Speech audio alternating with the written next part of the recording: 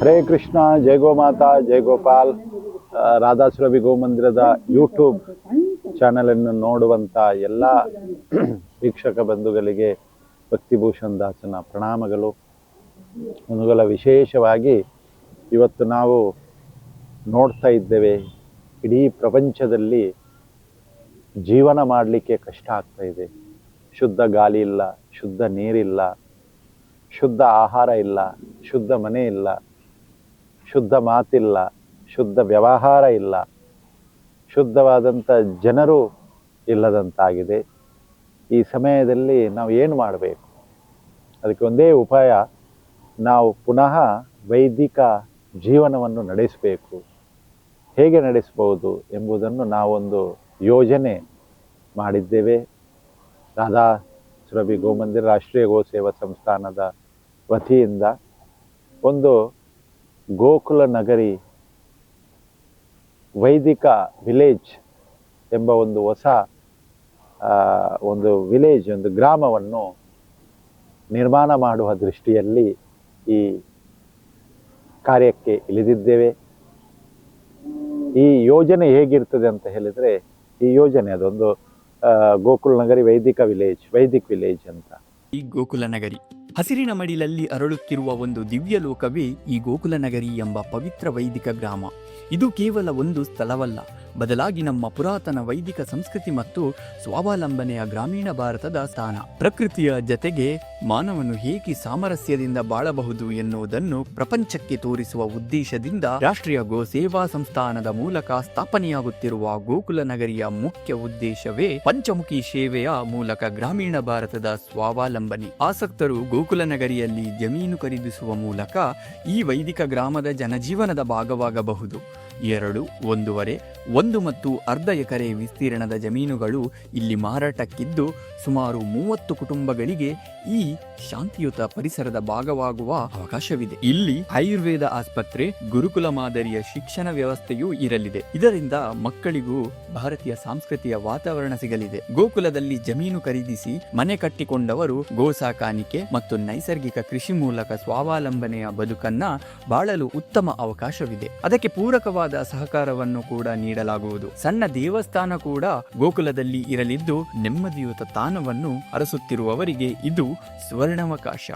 ಗೋಕುಲ ನಗರಿಯ ಜೀವಾಳವೆಂದರೆ ಪಂಚಮುಖಿ ಸೇವೆ, ಅಂದರೆ ಭೂ ಸಂರಕ್ಷಣೆ, ಗೋರಕ್ಷಣೆ, ಜಲ ಸಂರಕ್ಷಣೆ, ವನ ಸಂರಕ್ಷಣೆ ಮತ್ತು ಧರ್ಮ ರಕ್ಷಣೆ. ಈ ಮೂಲಕ ಶುದ್ಧ ಗಾಳಿ, ನೀರು ಮತ್ತು ವಾತಾವರಣವನ್ನು ಕಲ್ಪಿಸಲಾಗುತ್ತದೆ. ವೈದಿಕ ಸಂಸ್ಕೃತಿಯ ಕೇಂದ್ರ ಬಿಂದು ಗೋಮಾತೆ. ಗೋವಿನ ಮಹತ್ವದ ಭೌತಿಕ ಜ್ಞಾನವನ್ನು ಪ್ರಾಯೋಗಿಕ ಶಿಕ್ಷಣದ ನೀಡುವುದರ ಮೂಲಕ ಶಾಂತಿ ಮತ್ತು ನೆಮ್ಮದಿಯಿಂದ ಕೂಡಿದ ಬದುಕಿಗೆ ದಾರಿ ತೋರಿಸುವ ಕೆಲಸ ಕೂಡ ಗೋಕುಲದಲ್ಲಿ ಆಗಲಿದೆ.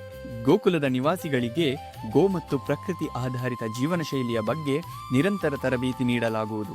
ಗೋಪೂಜೆ, ಗೋವರ್ಧನ ಪೂಜೆ, ಪರಿವಾರ ಭಜನೆ, ನಿತ್ಯ ಹರಿನಾಮ ಸಂಕೀರ್ತನದ ಮೂಲಕ ಹಿಂದಿನ ಗೋಕುಲ ಮಾದರಿಯ ವೈದಿಕ ವಾತಾವರಣವೇ ಇಲ್ಲಿ ನಿರ್ಮಾಣವಾಗಲಿದೆ. ಅಲ್ಲದೆ ಅಗತ್ಯವಿರುವವರಿಗೆ ಪಂಚಗವ್ಯ ಚಿಕಿತ್ಸೆಗೂ ಅವಕಾಶವಿದೆ. ಈ ವೈದಿಕ ಗ್ರಾಮದ ನಿವಾಸಿಯಾಗುವ ಮೂಲಕ ನೀವು ಪ್ರಕೃತಿ ಮತ್ತು ಸಂಸ್ಕೃತಿ ಆಧಾರಿತ ಬದುಕಿಗೆ ತೆರೆದುಕೊಳ್ಳಬಹುದು. ಆ ಮೂಲಕ ಬಲಿಷ್ಠ ಸ್ವಾವಲಂಬಿ ಭಾರತ ನಿರ್ಮಾಣಕ್ಕೆ ಕೊಡುಗೆ ನೀಡಬಹುದು. ನಾವು ಹೇಗೆ ಅದನ್ನು ಯೋಜನೆ ಮಾಡಿದೆ ಅಂತ ಹೇಳಿದರೆ, ಉದಾಹರಣೆಗೆ ಅವರಿಗೆ ಜಾಗ ತಗೊಳ್ತಾರೆ. ಆ ಜಾಗದವರು ಅವರ ಗದ್ದೆಯಲ್ಲಿ ಅಕ್ಕಿಯನ್ನು ಬೆಳೆಯುವಂಥದ್ದು, ಕೃಷಿಯನ್ನು ಮಾಡುವಂಥದ್ದು, ತರಕಾರಿ ಇರಲಿ, ಬೇಳೆಗಳಿರಲಿ, ಎಲ್ಲ ಅವರಿಗೆ ಬೇಕಾದ ದೈನಂದಿನ ದಿನಕ್ಕೆ ಬೇಕಾಗಿರುವಂಥ ವಸ್ತುಗಳನ್ನು ಅವರಲ್ಲಿ, ಈಗ ತರಕಾರಿ ಇರಲಿ ಅಥವಾ ಅನ್ನದ ವ್ಯವಸ್ಥೆ, ಗೋಧಿಯ ವ್ಯವಸ್ಥೆ ಎಲ್ಲ ಅಲ್ಲಿ ಬೆಳೆಸುವಂಥದ್ದು. ಆ ಟ್ರೈನಿಂಗನ್ನು ನಾವು ಸಂಸ್ಥೆಯಿಂದಲೇ ಕೊಡ್ತೇವೆ, ಹೇಗೆ ಮಾಡಬಹುದು ಅಂತ. ಇನ್ನೊಂದು, ಅವರಿಗೆ ಈಗ ಲಕ್ಷ್ಮಿ ಬೇಕು, ಅದಕ್ಕೆ ಅವರು ಜಾಸ್ತಿ ತರಕಾರಿಗಳನ್ನು ಬೆಳೆಬಹುದು ಅಥವಾ ಕರಕುಶಲಗಳನ್ನು ನಾವು ಕಲಿಸ್ತೇವೆ, ಅಥವಾ ಗುರುಕುಲದಲ್ಲಿ ಪಾಠ ಮಾಡಬಹುದು, ಅದನ್ನೆಲ್ಲ ಮಾಡಬಹುದು ಅವರು. ಅಲ್ಲಿ ಅವರಿಗೆ ಆ ಒಂದಷ್ಟು ಲಕ್ಷ್ಮಿ ಹಣ ಬರುವ ವ್ಯವಸ್ಥೆಯನ್ನು ಅಲ್ಲಿ ಮಾಡಿಕೊಡಲಾಗ್ತದೆ. ಉದಾಹರಣೆಗೆ ಹಣದ ಅವಶ್ಯಕತೆಯನ್ನು ಇರುವುದಿಲ್ಲ. ಹೇಗೆ ಅಂತ ಹೇಳಿದರೆ, ಅವರಲ್ಲಿ ಇದ್ದ ನಂತರ ಈಗ ಮೇಯ್ನ್ಲಿ ನಮಗೆ ಏನು ಬೇಕು, ಕರೆಂಟ್ ಬಿಲ್, ಅಥವಾ ನಾವು ಹೊರಗಡೆ ಇರುವಾಗ, ಸಿಟಿಯಲ್ಲಿರುವಾಗ ಒಂದಷ್ಟು ವ್ಯವಸ್ಥೆ, ನೀರಿನ ಬಿಲ್ಲು, ಕರೆಂಟ್ ಬಿಲ್ಲು, ಅದು ಬಿಲ್ಲು, ಇದು ಬಿಲ್ಲು ಅಂತ ಇರ್ತದೆ. ಮತ್ತು ಊಟ, ಒಂದು ತರಕಾರಿಗೆ ಎಷ್ಟು ಹಣ ಇರ್ತದೆ, ಅದೆಲ್ಲ ನಮಗೆ ಅಲ್ಲಿ ಸಿಗುವಾಗ 70 to 80% ನಮಗೆ ಏನು ಖರ್ಚಿದೆ ಅದು ಅಲ್ಲಿ ಹೋಗ್ತದೆ ಅಲ್ವಾ. ಈಗ ಒಂದು ವರ್ಷಕ್ಕೆ ಬೇಕಾಗಿರುವಂಥ ಗದ್ದೆಯಲ್ಲಿ ನಾವು ಏನು ಹೇಳ್ತಾರೆ ಅನ್ನವನ್ನು ಅಕ್ಕಿಯನ್ನು ಬೆಳೆದರೆ ನಮಗೆ ಒಂದು ವರ್ಷಕ್ಕೆ ಬೇಕಾಗಿರುವಂಥ ಎಲ್ಲ ಅಲ್ಲಿ ಸಿಕ್ಕಿತ್ತು. ಮತ್ತು ಕೃಷಿ ತುಂಬ ಈಸಿ, ಜನರು ಅದನ್ನು ಕಷ್ಟ ಅಂತ ಎನಿಸ್ತಾ ಇದ್ದಾರೆ. ಆ್ಯಕ್ಚುಲಿ ಹೊರಗಡೆ ಕೆಲಸ ಮಾಡೋದು ಕಷ್ಟ, ಜನರು ಅದನ್ನು ಒಪ್ತಾ ಇಲ್ಲ. ಕೃಷಿ ತುಂಬ ಈಸಿ, ಕೃಷಿಕರು ಯಾವತ್ತೂ ಕಷ್ಟಪಡೋದಿಲ್ಲ. ನಾವು ಪ್ರಕೃತಿ ಮೇಲೆ ಡಿಪೆಂಡ್ ಆಗಬೇಕು. ನಾಳೆ ಒಂದು ಏನಾದರೂ ಯುದ್ಧ ಆಯಿತಾ, ಅಥವಾ ಏನಾದರೂ ದೊಡ್ಡ ರೋಗ ಬಂತಾ, ಅಥವಾ ಏನಾದರೂ ಸಮಸ್ಯೆ ಆಯಿತಾ, ಆಗ ನಮಗೆ ಬೇಕಾಗಿರುವಂಥ ಏನು ಅನ್ನದ ವ್ಯವಸ್ಥೆ ಏನಿದೆ, ಊಟದ ವ್ಯವಸ್ಥೆ, ಅದು ಅಲ್ಲಿ ಇದ್ದರೆ, ನಮ್ಮ ಗದ್ದೆಯಲ್ಲಿ ಆಗ್ತಾ ಇದ್ದರೆ ಯಾರ ಮೇಲೆ ಡಿಪೆಂಡ್ ಆಗಬೇಕಂತ ಏನಿಲ್ಲ. ಡಿಪೆಂಡ್ ಯಾವಾಗ ಆಗ್ತೇವೆ ಅಂತ ಹೇಳಿದರೆ ಊಟಕ್ಕೆ. ಈಗ ಕೊರೋನಾದಲ್ಲಿ ನಾವು ಡಿಪೆಂಡ್ ಆದದ್ದು ಯಾವುದರ ಮೇಲೆ? ಅಕ್ಕಿಯ ಮೇಲೆ, ಗೋಧಿಯ ಮೇಲೆ, ಅಥವಾ ತರಕಾರಿಗಳ ಮೇಲೆ ಅಲ್ವಾ. ಅದು ನಮಗೆ ನಮ್ಮಲ್ಲೇ ಮನೆಯಲ್ಲಿ ಮೊದಲೆಲ್ಲ ಹಾಗೆ ಆಗ್ತಾಯಿದ್ದು, ನಾವು ಚಿಕ್ಕದಿರುವಾಗ ನೋಡಿದ್ದೇವೆ.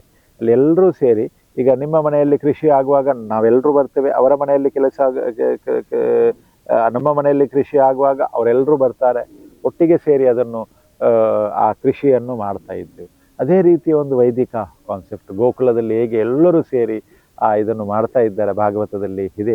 ಅದೇ ರೀತಿ ನಾವು ಎಲ್ಲರೂ ಸೇರಿ ಆ ಒಂದು ಯೋಜನೆಯನ್ನು ಮಾಡಿದ್ದೇವೆ. ತುಂಬ ಸುಂದರವಾದಂಥ ಯೋಜನೆ. ತಾವೆಲ್ಲರೂ ಇದರಲ್ಲಿ ಭಾಗಿಯಾಗಿ, ಖಾಲಿ 30 ಜನರಿಗೆ ಮಾತ್ರ ಅವಕಾಶ, ಅಲ್ಲಿ ಜಾಸ್ತಿ ಜನರಿಗೆ ಇಲ್ಲ. ಮತ್ತು ಇನ್ನೊಂದು ಕಡೆ ಮಾಡಬೇಕಾಗ್ತದೆ. ಈಗ ಸಿಂಪಲ್ 30 ಜನರಿಗೆ ಮಾತ್ರ. ದಯವಿಟ್ಟು ಎಲ್ಲರೂ ಈ ಕಾರ್ಯಕ್ರಮದಲ್ಲಿ, ದಿವ್ಯವಾದಂಥ ಕಾರ್ಯಕ್ರಮದಲ್ಲಿ, ಈ ಯೋಜನೆಯಲ್ಲಿ ಭಾಗವಹಿಸಿ ಅಂತ ಹೇಳ್ತಾ, ಜೈ ಗೋಮಾತಾ, ಜೈ ಗೋಪಾಲ್.